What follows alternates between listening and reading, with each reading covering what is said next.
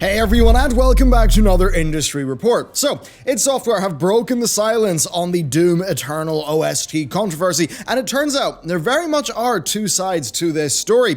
id's Marty Stratton took to Reddit to share their version of events, and though Stratton is certainly diplomatic, yeah, it does actually point the finger of unprofessionalism, well, directly at Mick Gordon, who is not going to be returning as the composer for Doom's DLC. So, a fairly major story. First though, if you'd like to get the daily briefing where our team condenses all the gaming news into one single daily post, then check out our Patreon. It's a great way to get that, and also of course help us out, and be on the lookout for early access release of our State of EA and rising production cost deep dive videos over there. Okay, so with that said, right, let's get into this story. It's really quite an interesting one. So, a lot has already been said about the soundtrack debacle, right? That id Software were disrespecting, or maybe Bethesda, were disrespecting Mick Gordon's talent and artistic agency by imposing unrealistic expectations on him and tight deadlines. You know, that Doom Eternal is like just yet another example of the games industry disregarding the importance of, music as an integral part of the experience by, not releasing a good OST. Something that, the horrid TV spot trailer really did hammer home. It was said that, Gordon and id had a massively soured relationship, that it impacted his creative process, and that just those terrible compressed, released tracks were just a complete, disrespect to the work and what the fans really cared about, right? Like, that's basically the story so far. And these statements all came about as a result of, well, Mick Gordon's own comments and then some fan speculation. Until now, though, that's really all we've had to go on. Well, very recently, Doom Eternal's executive producer, Marty Stratton, hopped on Reddit to present the entire story, and yeah, you know what? It's actually not what anyone expected. It really isn't. Stratton writes that id were actually surprised by Gordon's "doubt we'll ever work together again" comment, right? He said that and they were surprised. Though he said that Gordon's comments highlight a complicated relationship, Stratton does say that there was never any creative differences between id and Gordon. He said that Gordon had, quote, near limitless creative autonomy over composing and mixing, and the results have been tremendous. Stratton calls Gordon's work in the franchise as being defining and outlines that his music has become synonymous with recent id releases, and that stuff really is true. And he really does praise Gordon's actual work as an artist throughout this, but he does highlight some faults. Basically, Gordon's talent was never an issue here, but his communication actually was. Previous issues had, quote, eroded trust and caused id to create a unsustainable pattern of uncertainty and risk. That is what Marty says. Now, while the OST was announced at E3 last year, id didn't immediately bring Gordon on board as a means of basically avoiding additional pressure.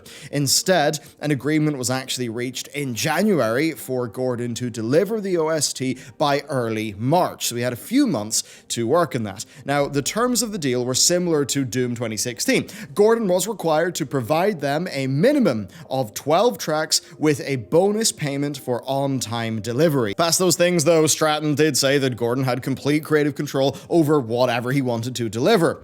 Now, this is where the problems begin, because on February 24th, Gordon requested an extension. There was basically more work in the project than he had initially anticipated, and he would need an extra 4 weeks to get everything up to scratch, actually get it delivered. Now, this delay, he said, would allow him to provide 30 tracks and an over 2-hour runtime, which would be pretty darn sweet as a soundtrack. Now, the thing is that Gordon was actually granted a 6-week extension, not the 4 that he asked for. id also moved the delivery bonus payments too, even though the delay meant they would actually miss their promised release date. And Stratton writes that at that, they were not only disappointed, but they were also in a situation where they then had to be wary, because Gordon was late, of consumer protection laws, because people had, pre-ordered and it was on the collector's edition. Now, the mid-April deadline would allow the studio to meet their customer commitments while still giving Gordon the time that he needed, but the OST had to release in mid-April. But as April arrived, Stratton writes that id became increasingly concerned.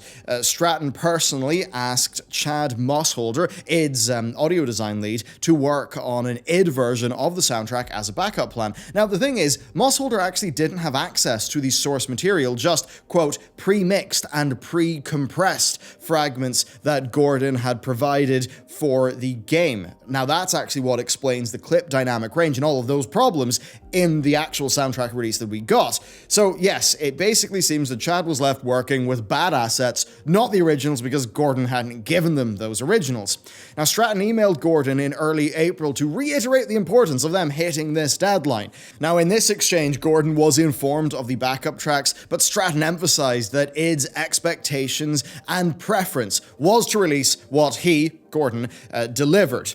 Now, Gordon responded to this, not immediately, but several days later, suggesting that he and Mossholder could combine their work to provide, quote, a more comprehensive release, of course, for the fans, which, I mean, would be a good compromise. Now, Gordon stated that he was personally contracted for 12 tracks and that Mossholder's work would then help to fill it out. So with him saying that, then all the backup tracks were sent to Gordon as per his request. So that's what was going on. But then the problem is that on the day that the music was actually due, Gordon advised Stratton that he could expect no less than 12 tracks and about 60 minutes of music coming late evening. Gordon, though, ran into problems that would require, unfortunately, more time to fix, and basically, because of this, it advised Gordon to just send across what he had completed, just what he had. Now, Stratton writes that only one of the 9 songs Gordon sent through was the type of heavy combat music that people would expect from the soundtrack release. Gordon replied that the combat tracks were the most difficult ones to get right. He again, though, suggested that Mossholder's work could be used to flesh it out further, even though really with the core of what people wanted, Gordon didn't deliver that much. Now, he did deliver 2 final tracks. He wished Stratton good luck in wrapping up, and we're apparently still waiting on his final 12th track to be delivered.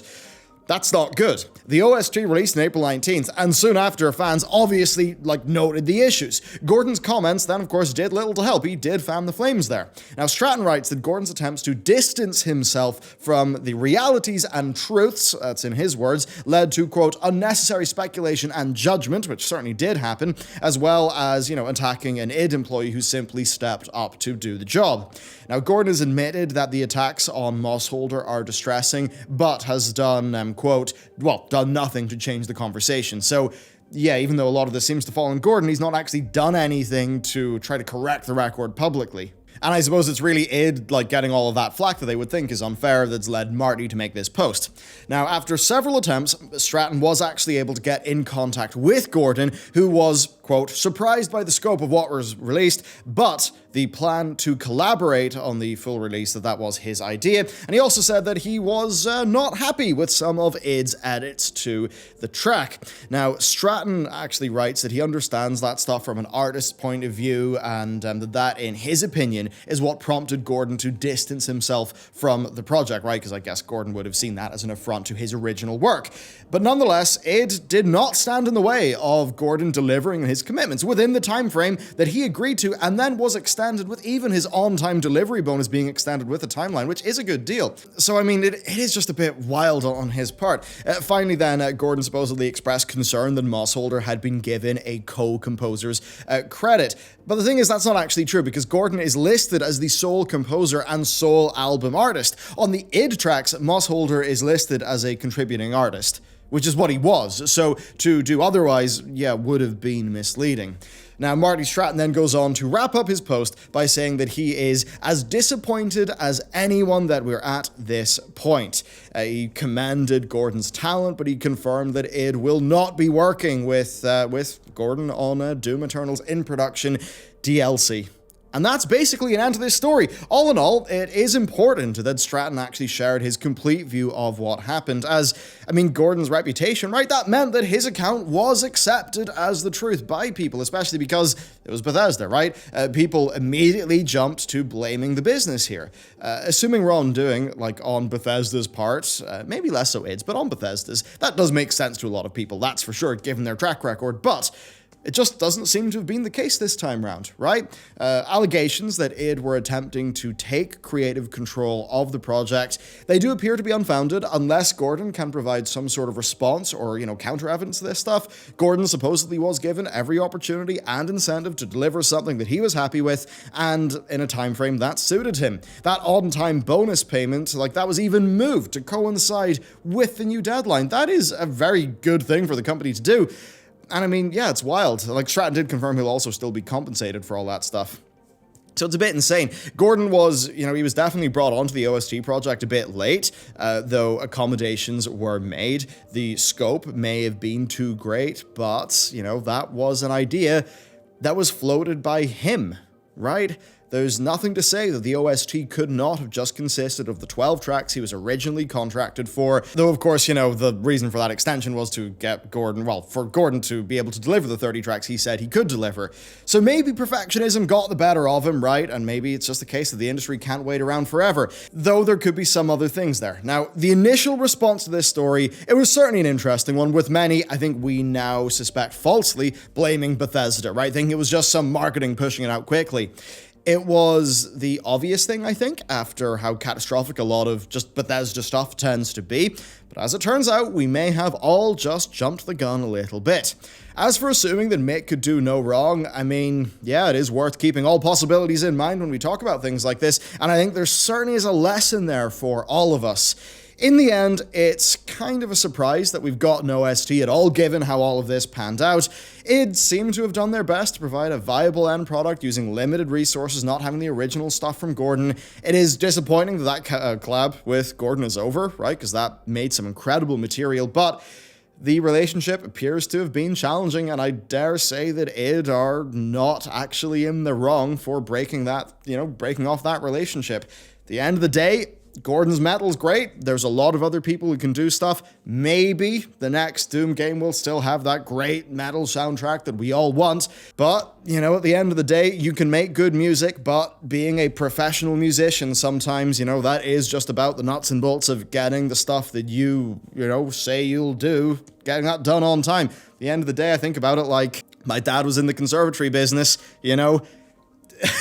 He tells a customer he's going to have a conservatory done by a certain time, he gets it done. Just because, Mick Gordon's got this sort of job, we all look up to it, and we sort of see him as this, artist that almost has this crazy fucking divine inspiration that turns into music and gives us something incredible. The way we sort of all look up and idolize that kind of creativity. At the end of the day, yeah, you still do have to turn up to work and get your stuff done on time. And that's what's going on there. And I mean, if you actually think about, a lot of the time working with a lot of people maybe in the creative industry, I think you do get a little bit more of that stuff going on. Certainly in my experience, I've sort of seen that. I think with a lot of, emotional things, like a lot of the hyper creative people, they do find a lot of those emotions. They hit them harder, they actually feel them to a higher magnitude. And I really do at this stage believe that that's a part of where so many of the greatest creatives actually get a lot of their creativity from, right? But at the same time, that also can lead to, those people finding it harder to get stuff done, on schedule, right?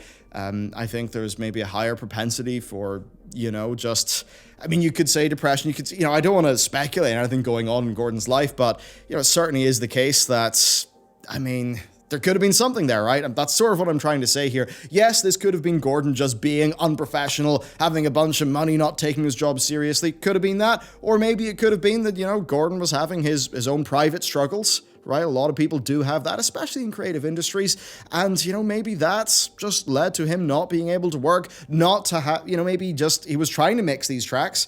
And, he's just that creativity, that inspiration, that lightning strike just wasn't happening. Maybe Gordon did just spend a lot of time at his mixing desk, twiddling around with all the knobs and things and, looking at Pro Tools or whatever he's using, and just, sitting there looking at a screen, not being able to do it. Who knows, right? Creativity, work like that, can be like that. And sometimes when people have a few bad days, right, when they especially have a deadline, that can really just spiral and create a bad mental situation. So what I'm kind of trying to say here is, You know, we can't instantly just be all, Gordon, you unprofessional schlock. The end of the day, it could have been down to some totally valid, regular reason.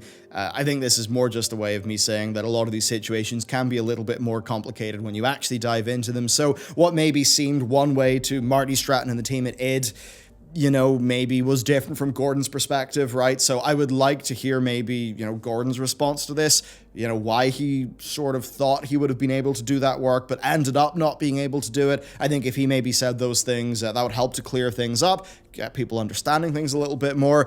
But yeah, as always, tricky situation, I think, trying to think about it logically and just using a bit of empathy for the individuals involved is probably the way to actually look at this one. So there you go. That's the story and my personal ramblings at the end. I hope you at least found a little bit of that interesting. I just hope at some stage we find a way of getting more of this more of the ideal version of this soundtrack out, because being real with you, it's great work music, right? I can only listen to the Promare and Doom 2016 soundtrack so much when I am, writing videos or making thumbnails, right? So hopefully this gets out, because damn, I need more work music. Come on.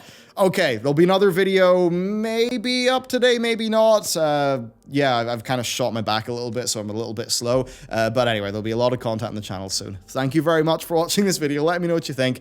I'll see you next time.